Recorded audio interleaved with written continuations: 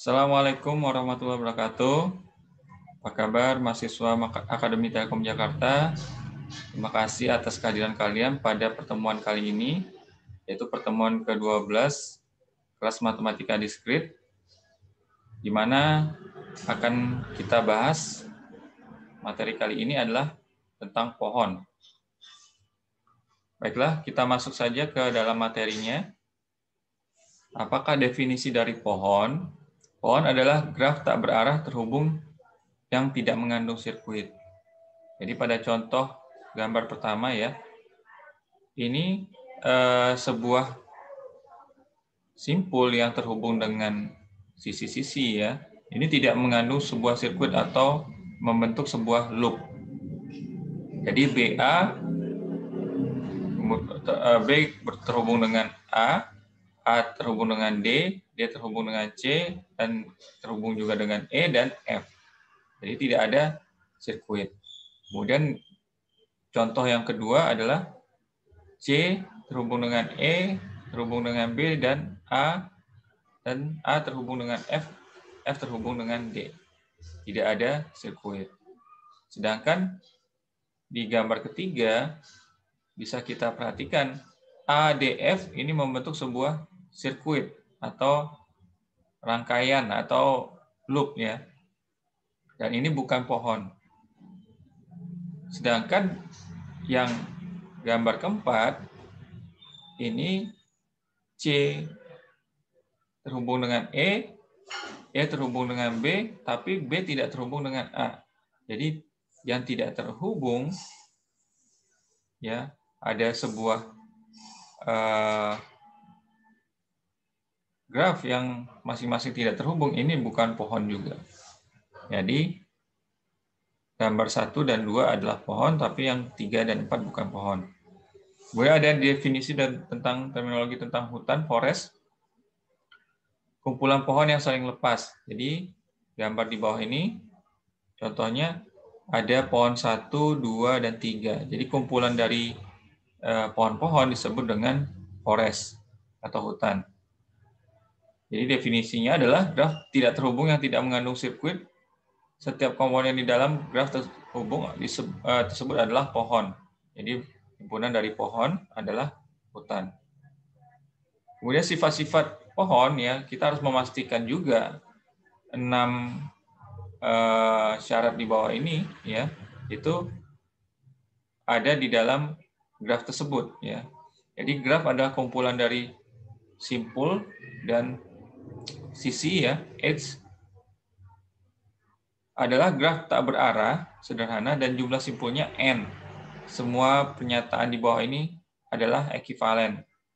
G adalah pohon, jadi sebuah graf adalah pohon, di mana setiap pasang simpul di dalam graf terhubung dengan lintasan tunggal. Tidak boleh ada lintasan ganda. Kalau ada lintasan ganda, berarti dia menjadi sebuah loop. Ya.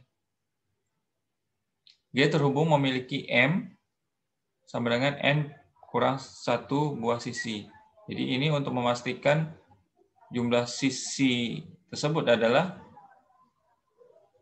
tidak terjadi sebuah loop. Misalkan sebuah contoh ya, saya akan gambarkan. Ya, ini misalkan sebuah simpul atau vertex 1 ya, kemudian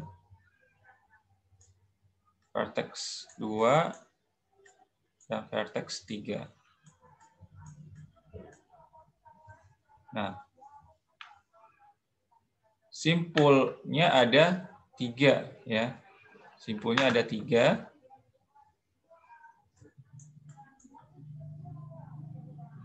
Simpulnya ada, vertexnya ada 3 ya.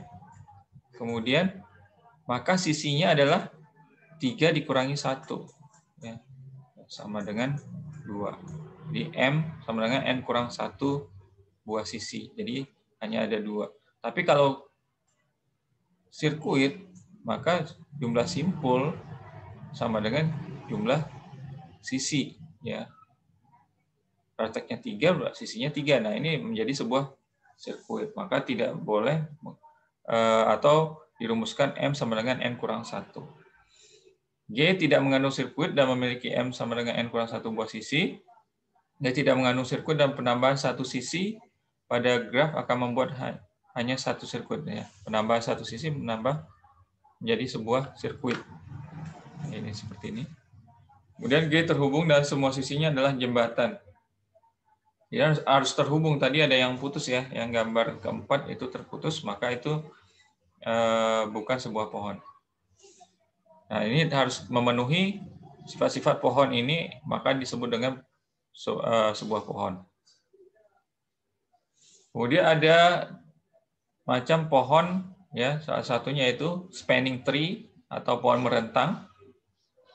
Istilah spanning tree ini pernah kita dengar kalau di teknik telekomunikasi itu atau di komputer ya, jaringan itu spanning tree protokol ya. Jadi ini bisa mendasari bahwa bagaimana kita diaplikasikan untuk jaringan ya. Jadi pengertian pohon ini bisa kita aplikasikan dalam jaringan bagaimana menemukan rute yang terbaik ya untuk dari satu router ke router yang lain ya untuk mencari jalan yang terpendek ya. Nanti ada apa contoh dari spanning tree ini. Ya, pohon merentang dari graf terhubung adalah upgraph merentang yang berupa pohon. Jadi graf yang mengandung sirkuit ya seperti di gambar G ini kemudian dibuka ya, direntangkan, kemudian dihilangkan sisi-sisi yang berpotensi menjadi sebuah sirkuit.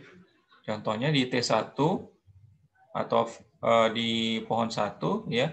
Ini kita menghilangkan sisi yang di bawah dan di tengah ya. Kemudian yang T2 sisi atas dan sisi kanan dan sisi tengahnya dihilangkan. Kemudian ini sisi kiri dan sisi tengahnya dihilangkan ya. Ini sisi kiri dan sisi kanan serta satu sisi yang di tengahnya ya. Nah, ini dengan menghilangkan sisi-sisi yang tidak atau berpotensi menjadi sebuah sirkuit ya, maka itu bisa dihilangkan. Nah, kumpulan dari T1, T2, T3, T4 adalah pohon yang dalam himpunan hutan ya, atau disebut dengan hutan. Maka setiap graf terhubung mempunyai paling sedikit satu buah pohon ya. Ini paling sedikit misalnya hanya sebuah T1. Tapi di sini bisa membentuk menjadi T2, T3 dan T4. Maka graf tak terhubung dengan K komponen mempunyai K buah hutan merentang disebut dengan hutan merentang atau spanning forest. Jadi komponen-komponennya ya ada 4 kan di sini kan, ada simpul ya, ada ya. Ini akan membentuk paling tidak satu hutan. Kemudian dia akan mempunyai K komponen, berarti dia akan bisa membentuk beberapa komponen menjadi sebuah pohon, dan kumpulan-kumpulan komponen tersebut ya ini adalah sebuah spanning forest. Nah, aplikasi dari pohon merentang ini ya jumlah ruas jalan seminimum mungkin yang menghubungkan sebuah kota ya. Misalkan dari sebuah daerah ya, sebuah daerah misalnya dari Grogol ke Tomang, Tomang ke Selipi, Selipi ke Sudirman ya, Sudirman ke Tanah Abang, Tanah Abang ke Harmoni, Harmoni ke Tomang, Tomang ke Grogol, itu membentuk sebuah graf. Nah, ini aplikasi pohon itu bisa menemukan sebuah daerah atau menghubungkan sebuah daerah tanpa terjadi sirkuit. Ya, karena kalau terjadi sirkuit dia akan menjadi perulangan, jadi pemetaannya akan berulang. Ya, contohnya di gambar di bawah ini juga ya. Ini misalnya routing dari sebuah jaringan komputer ya. Maka router itu akan mempelajari dulu kan. Biasanya dia akan mengirimkan pesan hello ya ke simpul masing-masing ya. Ya, untuk menandakan sebuah bobot. Ya, misalnya ini bobot A, ini bobot B, C, ya, D, E, F, G, H, I, J. Dia akan mempelajari sehingga A itu, wah, terlalu jauh. Ini misalnya 30 ya. Ini jaraknya 10 ya. Dia akan mencari yang lebih efisien. Maka dia akan membentuk sebuah tree atau subnetwork yang lebih simple ya. Karena kalau yang terlalu banyak loop ya seperti ini akan memakan waktu ya, berulang kali dia akan salah. Oh, ternyata ke 30 terlalu jauh ya, bolak-balik ya, akhirnya menjadi tidak efisien dalam pengiriman data. Nah, itu contoh dalam penggunaan pohon, baik itu menemukan kota maupun routing dari dari sebuah host atau sebuah router. Kemudian agar kita bisa menggunakan spanning tree ini secara maksimal, efisien tadi ya, maka kita harus mencari ranting-ranting atau sisi-sisi yang memiliki bobot yang paling minimum. Jadi bagaimana cara menentukan pohon merentang minimum? Ya, maka caranya adalah pertama adalah menggunakan algoritma prim. Yang pertama ya, langkah pertama adalah ambil sisi dari graf yang berbobot minimum atau berbobot paling rendah, masukkan ke dalam T.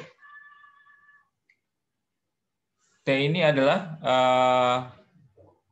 ya kumpulan dari sebuah pohon ya.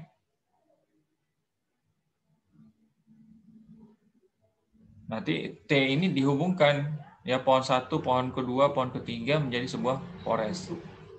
Kemudian pilih sisi UV yang mempunyai minimum dan bersisian dengan simpul di T, tetapi U, V tidak membentuk sirkuit. Ya.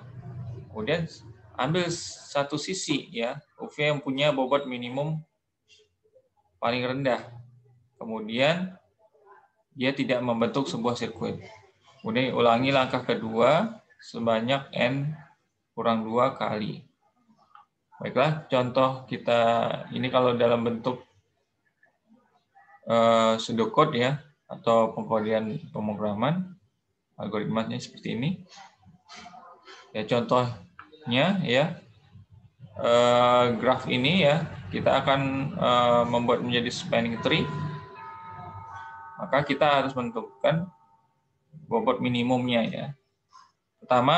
Langkah pertama ya, ambil dulu sisi yang paling sedikit bobotnya ya.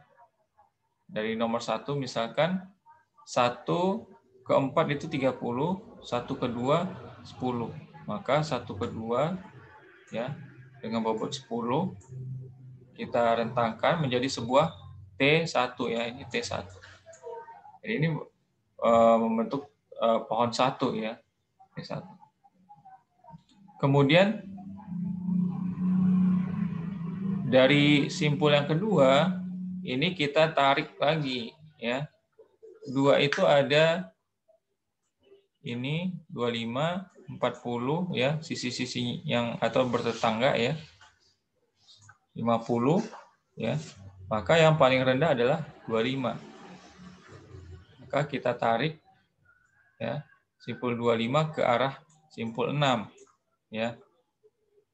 Kemudian dari 6 ini ada S-nya adalah 20, 55 dan 15. Maka yang terendah ya itu adalah ada 5 juga 55 ya, 20, 25, 55 dan 15. Yang terendah adalah 15 ya. Maka kita tarik 6 ke 3 ya. Maka 6 ke 3 15. Kemudian dari simpul 6 ini juga ada yang ke ke arah nomor 1 ya. Ada 20. Ke simpul 4, sorry. Ada ke simpul 4 ini jumlahnya 20 ya. Sedangkan simpul yang ketiga itu kalau kita ke bawah ke arah 5 35, ke arah 2 50. Ya, maka yang ke arah simpul 5 yang paling kecil. Maka dia akan membentuk dari 6 itu adalah ke 20 ya. Tadi T1, T2 ya, T2, T3, T4. Ininya sisi-sisinya dituliskan ya. 2,6, 3,6, 4,6 ya. Berarti 6 ke 4 ke simpul 4 itu jaraknya adalah atau bobotnya 20 ya. Sedangkan yang ke T5 ini 3,5 ya, jaraknya adalah 35. Kemudian 4 ke 1 bagaimana ya? Ini diabaikan atau tidak boleh dihubungkan. Kalau terhubung berarti menjadi sebuah sirkuit. Ya, begitu pula dengan 3 ke 2 itu juga membentuk sirkuit, atau 5 ke 2 membentuk sirkuit, 5 ke 6 membentuk sirkuit ya, atau 5 ke 1 juga membentuk sirkuit ya. Maka itu tidak perlu atau diabaikan saja ya. Maka bentuk graf pohonnya menjadi sebuah seperti ini ya. Baru kita hitung jumlah bobotnya. 10 plus 25 plus 15 plus 20 plus 35 sama dengan 105. Pohon merentang yang dihasilkan tidak selalu unik meskipun bobotnya tetap sama. Hal ini terjadi jika ada perubahan sisi yang akan dipilih berbobot sama. Jadi boleh kalian lihat-lihat kembali apakah ada bobot yang paling pendek lain ya. Nah, itu bisa menjadi alternatif ya. Mana yang penting yang paling minimum adalah yang berbobot paling kecil. Nah, contoh lain bisa kalian pelajari lebih lanjut ya. Ini ada contoh ya berbentuk kotak-kotak seperti ini ya. Nah, ada algoritma yang lain, penggunaannya algoritma Kruskal. Langkah-langkahnya adalah pertama ada langkah 0 ya, ini permulaan ya, langkah awal. Sisi-sisi dari graf sudah diurut menaik berdasarkan bobotnya. Jadi kalian tentukan dulu sisi-sisi yang jumlah bobotnya paling sedikit dan diurutkan dari paling kecil hingga paling besar. Ya. Contohnya di sini ya, diurutkan 1, 2, 3, 6 ya, 4, 6 dan lihat bobotnya. Bobotnya adalah 10, 15, 20, 25 ya, hingga yang paling tinggi. Nah, ini yang adalah T0-nya ya, atau tahap yang pertama, yang awal ya. Jadi persiapan tahap awal. Kemudian tahap yang pertama, T masih kosong.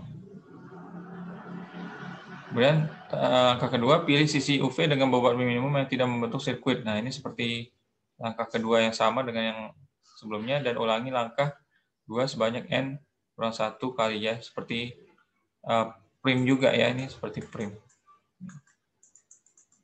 Baik, kita langsung kepada contohnya ya. Jadi setelah ya tahapan awal, maka yang itu ya langkah-langkah T0-nya adalah ya menentukan yang paling kecil ya. Kemudian T1 ya kita hubungkan ya 1, 2, 10. Kemudian yang T2-nya adalah 36. T3-nya adalah 46 ya. Jadi berdasarkan urutan ya. Jadi 1, 2, 3, 6, 4, 6 ya. Nah, ini masih terputus, maka kita lanjutkan lagi terus. 26 itu 25 ya. Kita hubungkan 2 dan 6. Ya, ini 6 ya. Kemudian 14 kalau kita hubungkan maka dia akan menjadi sebuah sirkuit, maka 14 tidak kita gunakan. 35 ya. Ini bisa kita hubungkan 35. Seperti ini ya, 14 ditolak ya. 35 bisa kita hubungkan. Maka apakah sudah selesai ya? 25 kalau kita hubungkan bagaimana? Kalau 25 dihubungkan menjadi sebuah sirkuit, berarti ini tidak boleh ya. 15, 23 dan 56 bagaimana? 15 juga akan membentuk sirkuit kalau dihubungkan ya. 23 membentuk sirkuit juga, dan 56 membentuk sirkuit juga ya. Nah, berarti sudah selesai ya. Selesai sampai 35 saja ya. Nah, ini adalah bentuk dari pohon merentang membentuk sebuah pohon yang atau spanning tree yang minimum. Kemudian ada definisi dari pohon berakar. Ya, jadi sebuah pohon itu dapat memiliki akar. Ya. Pohon yang satu buah simbolnya diperlakukan sebagai akar dan sisi-sisinya diberi arah sehingga menjadi graf berarah dinamakan pohon berakar. Jadi kalau pohon berakar itu diberi arah. Ya.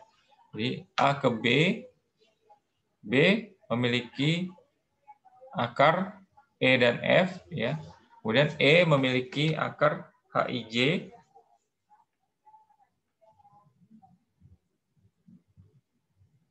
dan seterusnya ya. Ini pohon berakar. Sebagai perjanjian tanda panah pada sisi dapat dibuang ya. Kalau merasa risih dengan tanda panahnya bisa dibuang. Pohon dan dua buah pohon berakar dihasilkan dari pemilihan dua simpul yang berbeda sebagai akar. Ya, jadi nah ini bisa kita perhatikan ya. Ada pohon seperti ini ya, A, B, C, D, E, F, G, dan H. Kemudian kita bisa pindahkan sisi E dan F ya, seperti ini ya.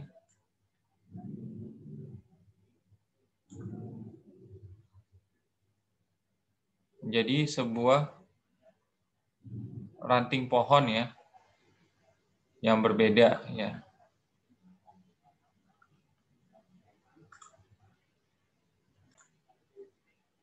Kemudian B-nya dijadikan sebuah root ya, atau akar sebagai akarnya ya. Nah, ini kalau E sebagai akar ya bentuknya jadi kebalikan ya. Jadi seperti dari bawah ke atas ya. Jadi E, D, kemudian D ada berakar menjadi GH, B, kemudian B berakar menjadi A dan C.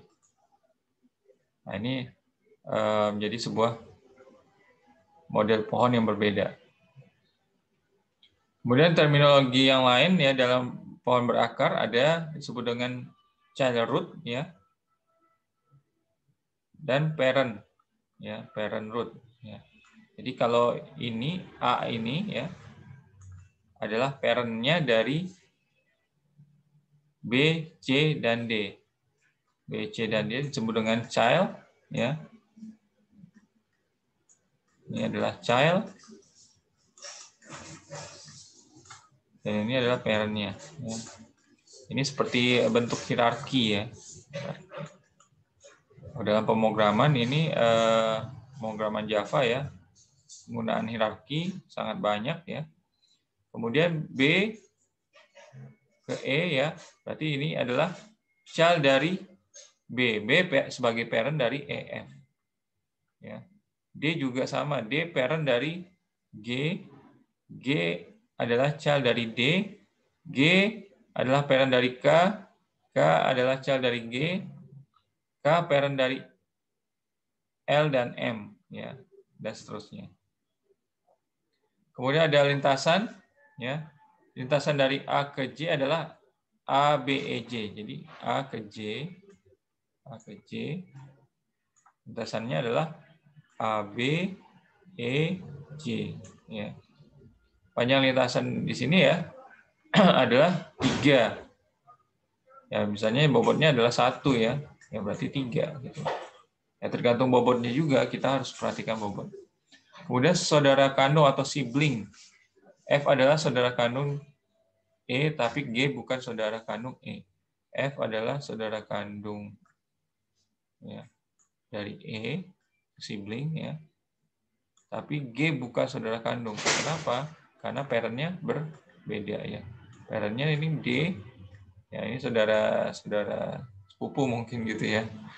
B dan D berbeda parent, ya maka dia tidak saudara kandung. Kemudian ada upah pohon atau subtree, ya, atau bagian dari pohon ya. Nah, ini subtree.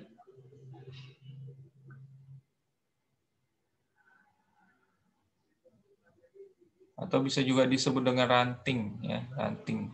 Subtree itu ranting. Jadi bagian dari pohon. Kemudian ada derajat ya, ini sama dengan penentuan derajat pada graf yang sebelumnya ya. Kita tentukan jumlah sisi yang bertetangga ya, atau simpul yang bertetangga ya. Misalkan adalah A itu ya bertetangga dengan B, C dan D, maka simpulnya adalah atau derajatnya adalah 3 gitu ya. Kemudian B bertetangga dengan E dan F, maka dia ya simpulnya ada 2 dan seterusnya ya.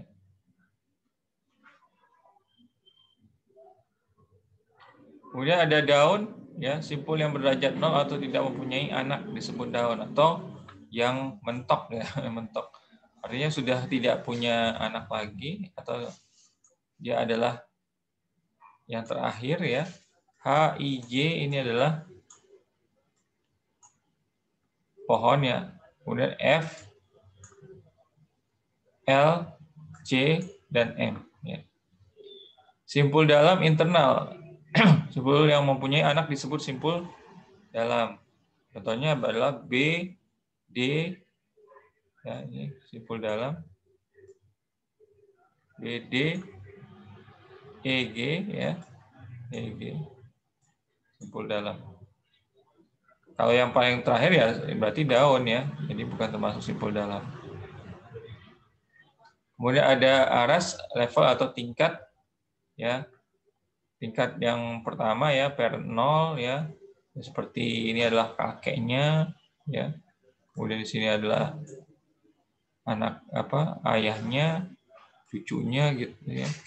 Ini dia, cucunya ya ke bawah dan seterusnya ya. Ada tingkatan 0, 1, 2, 3 dan 4. Kemudian tinggi atau kedalaman. Aras maksimum dari suatu pohon disebut tinggi dan kedalaman pohon disebut pohon di atas mempunyai tinggi 4. Karena dia ada 4 tingkatan dari 0 sampai 4. Kok bukan 5, Pak? Ya karena 0 bukan tingkatan ya. Ini adalah parentnya, maka tingkatnya adalah ada 4 ya. Kemudian pohon terurut atau ordered tree ya. Pohon berakar yang berurutan anaknya penting disebut pohon terurut. Nah, kalau A dan B adalah 2 pohon terurut yang berbeda ya. Jadi misalkan di dalam contohnya di apa ya? Kalau di aplikasi web ya itu ada ya order tree ya. Seperti misalnya dalam penulisan misalnya contohnya ya. Penulisan bab 1 ya. Bab 1 2, subbabnya adalah bab 1 2 ya. Subbabnya lagi dari 1 2 adalah 1 2 2 ya. Nah, ini penting ya ordernya ya atau urutannya itu penting ya. Karena terkait ya 2, 5 ke 10 ya. Itu terkait. Nah, ini nggak bisa dibandingkan A dan B ya. A dan B itu tidak sama. Karena urutannya penting. Kalau ini 25 10-nya di awal ya. Sedangkan 25 10 yang di sini adalah di akhir. Jadi yang dibaca adalah 13 ya, baru 14 89 12 6 5 7 10 kalau yang di sisi ini ya. Kalau yang di sisi kiri 1 2 5 10 26 27 ya urutannya berbeda. Pohon berakar atau pohon N-ari atau array ya. Jadi dia memiliki susunan ya atau cabang yang disebut dengan sebanyak n, disebut dengan N-array ya. Jadi pohon N-array dikatakan teratur dan penuh jika setiap simpul cabangnya mempunyai tepat n anak. Nah, jadi dia membentuk sebuah urutan dalam root ya. Jadi sentence itu kan kalimat. Kalimat terbentuk dari urutan subjek, verb dan objek ya. Makanya disebut dengan pohon array. Jadi subjeknya dipenuhi dulu baru verbnya baru objek. Jadi berurutan ya, terurut. Jadi bacanya adalah sentence, subject, verb, objek. Ini adalah level satunya ya. Lalu artikel di subjek itu dia mempunyai anak ya. Kemudian subjek juga memiliki anak non frase ya. Jadi subjek itu bisa berisi artikel maupun non frase. Kemudian verb bisa digunakan di sini wears ya atau kata kerja memakai ya. Kemudian objeknya bisa artikel maupun noun. Nah, ini disebut dengan pohon N-array atau yang berurutan. Kemudian ada binary tree ya. Binary tree ini ingat binary berarti biner ya. Jadi pohon biner. Biner itu berarti memiliki hanya urutan 2 buah ya karena 0 dan 1 ya. Ya 0 dan 1. Nah, contohnya di sini ya. Sebentar, definisinya dulu. Pohon yang paling penting karena banyak aplikasinya. Setiap simpul di dalam pohon biner mempunyai paling banyak 2 buah anak. Ya, jadi hanya 2 buah anaknya yang maksimal ya. Dibedakan antara anak kiri dan anak kanan karena ada perbedaan urutan anak, maka pohon biner adalah pohon terurut. Ya, jadi pohon biner masuk order tree di mana jumlah anaknya maksimal adalah 2. Contohnya seperti ini ya. A memiliki anak B dan C ya. Contohnya misalnya apa ya?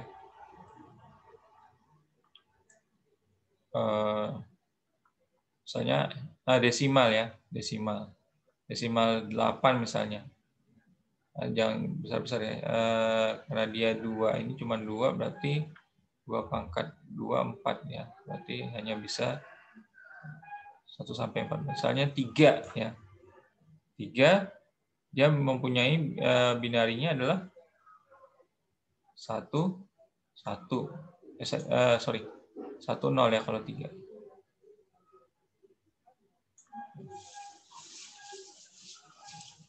Itu 0. Kemudian bawah misalnya ini adalah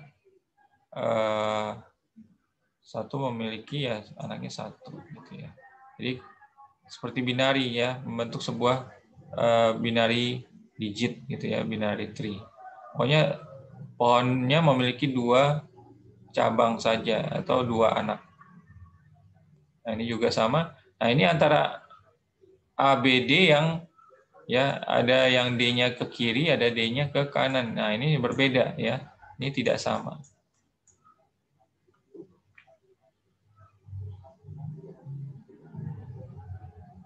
Kemudian ya ini juga ada perbedaan antara ABDC yang kiri dengan ABCD yang ini ABCD ya. Ini ABDC. Nah, ini tidak sama. Kemudian kalau penuh dia berarti seimbang ya, seimbang antara kiri dan kanan ini seperti MLM gitu ya. Jadi kalau pohon kiri kanannya seimbang, ya keluar bonus gitu ya. Nah, ini hampir seperti pohon biner itu ya. Kemudian pohon biner seimbang. Nah, ini pohon pada beberapa aplikasi diinginkan tinggi upah pohon atau subtree kiri dan tinggi upah pohon atau subtree kanan yang seimbang, yaitu berbeda maksimal 1. Nah, ini seimbang ya antara subtree-nya. Ya. Subtree-nya ini ya, subtree-nya dengan subtree yang ini seimbang. Tapi boleh berbeda maksimal 1 ya. Ya, ini beda maksimal 1. Ini berbeda 1, ini berbeda 1.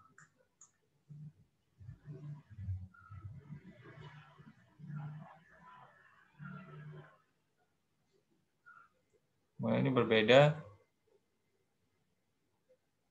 Ini terlalu banyak. Jadi dia bukan sebuah pohon seimbang ya. Sedangkan T3 bukan pohon seimbang karena terlalu lebih dari 1 ya.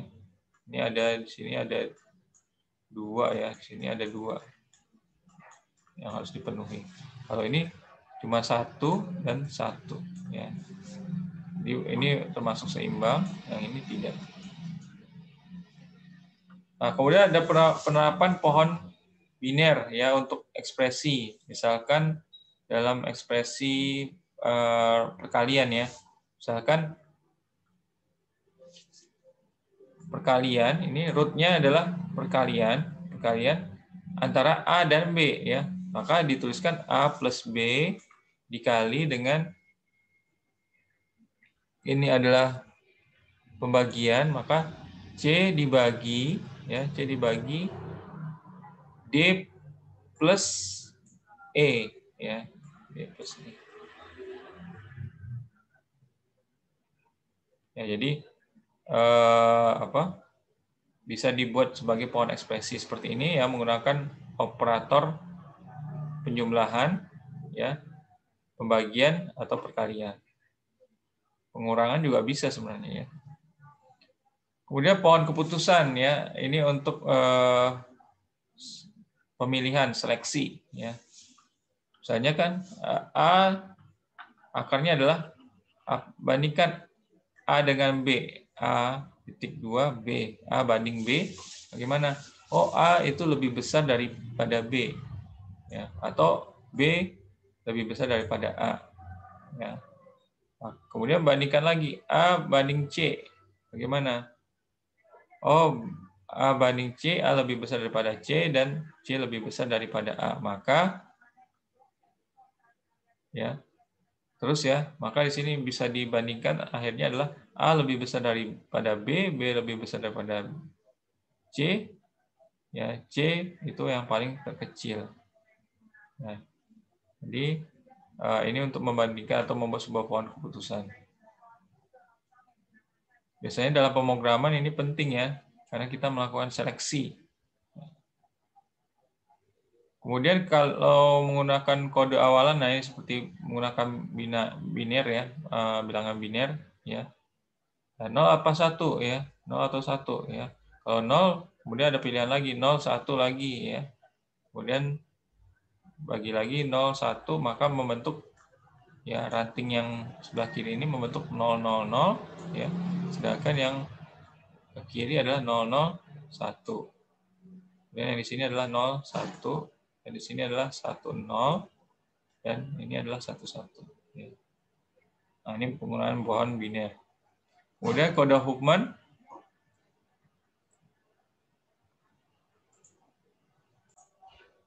Untuk kode Huffman ini saya tidak akan berikan pada kesempatan kali ini karena akan dibahas di pertemuan berikutnya.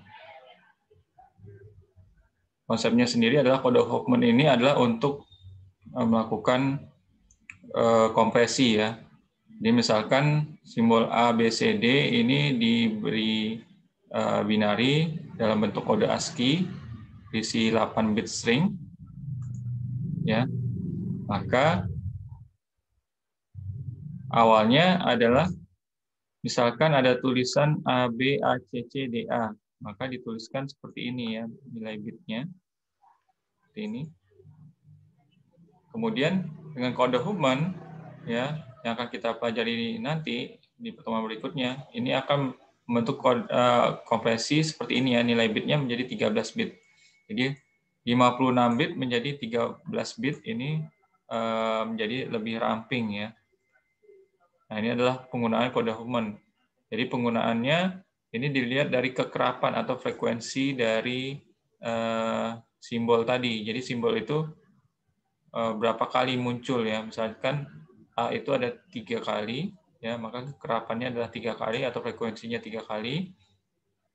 B itu 1 kali dan C itu 2 kali dan D itu sekali ya. Dan ada juga ya pohon pencarian biner ya. Ini juga akan kita pelajari nanti ya. Jadi demikian pertemuan kali ini. Untuk tugas dan kuis silakan dikerjakan ya. Mohon diingat ya waktu deadline-nya, jangan sampai melewati deadline. Terima kasih, semoga bermanfaat pertemuan kali ini. Assalamualaikum warahmatullahi wabarakatuh.